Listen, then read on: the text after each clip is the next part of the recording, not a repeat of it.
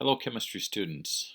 I'm going to give a quick video to give some clarity to the assignment that you're going to be doing this week of the advertisement experiment project. So you can use Google Slides for this. You should use Google Slides for this, and you can do it however you want. You can make it into multiple slides, or you can put it all onto one page. But basically what you're going to be doing with this project is you're going to create a presentation that's creating a hypothetical experiment. Okay, so that means that you're not going to actually be doing the experiment, but you're going to create a hypothetical or make-believe experiment that you're going to do in order to test an advertisement claim.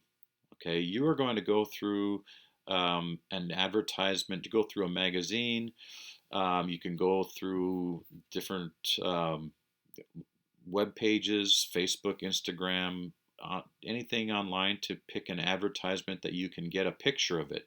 If you pick a magazine, you'll need to take a picture of the advertisement that you pick from the magazine. If you get something from the internet, you're going to need to be able to attach the picture that you pick into your presentation in Google Slides. Okay, so requirements for the presentation. Each one of these should be on a separate slide, or if you use one page, everything should be clear and not all jumbled up. You need to have a title, which should describe your experiment, which should be on the first slide, okay, along with your first and last name. We will give you an example here in a second. You should have a purpose. What does the ad claim? So you're going to rewrite it into a question that can be tested. You need to have an independent variable. This is a thing that you're going to change in your experiment in order to test the claim that's made by the company that did the advertisement. Number 4, you need to have a dependent variable. This is what you're measuring in your experiment. We like to say that the dependent variable depends on the independent variable. I'll go into that in a little more detail here in a minute as well. You need to have a hypothesis. So you're going to write your predictions using an if-then statement. Okay. Number 6, you need to have constants, a minimum of 4 factors that are going to remain the same in all the trials. You need to have a control group that does not get the independent variable, the thing that you're changing, and then you need to write out your procedure as a step-by-step record of what you would do in the experiment. Okay, so be detailed. You don't have to be overly detailed. You'll see that in the example as well. And yeah, that's that. Here's an example of kind of what you need to do. Okay, so I'm going to back this up. Here's the advertisement on the right hand side here, and the advertisement was made by Secret Deodorant, and it's actually a type of secret deodorant called Secret Clinical Strength Deodorant. They make a claim on here which says that 2 times the wetness protection that lasts and lasts. In other words, it's giving 2 times the protection from sweat. That's what they say will happen. Okay, that is their claim. So the purpose of this activity here, this experiment, is: are you able to stay 2 times drier using Secret Clinical Strength Deodorant compared to other brands of deodorant? Okay, in other words, is this claim true? Okay, so the independent variable for this is what is being tested is the type of deodorant. So we are going to change the types of deodorant. We do have the Secret Clinical Strength, which is the one that's we're testing, but we're comparing it to Degree Solid and Suave, and then no deodorant at all. So these are the types of deodorant that we're going to be using. Then we have the dependent variable, which is what we're measuring. So the dependent variable being measured is the amount of sweat in grams in a t-shirt after playing basketball for 30 minutes. The hypothesis: participants who use Secret Clinical Strength will have 2 times less sweat by mass than those who use other deodorants. So we should say if the participants use clinical strength deodorant, they will have 2 times less sweat. Okay.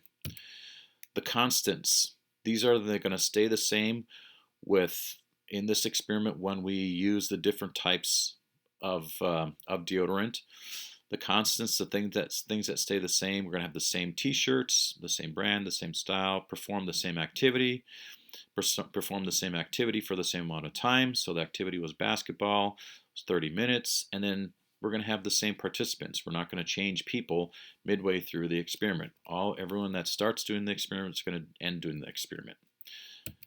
The control group will be those that don't get any deodorant at all, and we're going to compare that to the 3 types of deodorant. Specifically, we're really going to look and compare the different types of deodorant with the secret deodorant.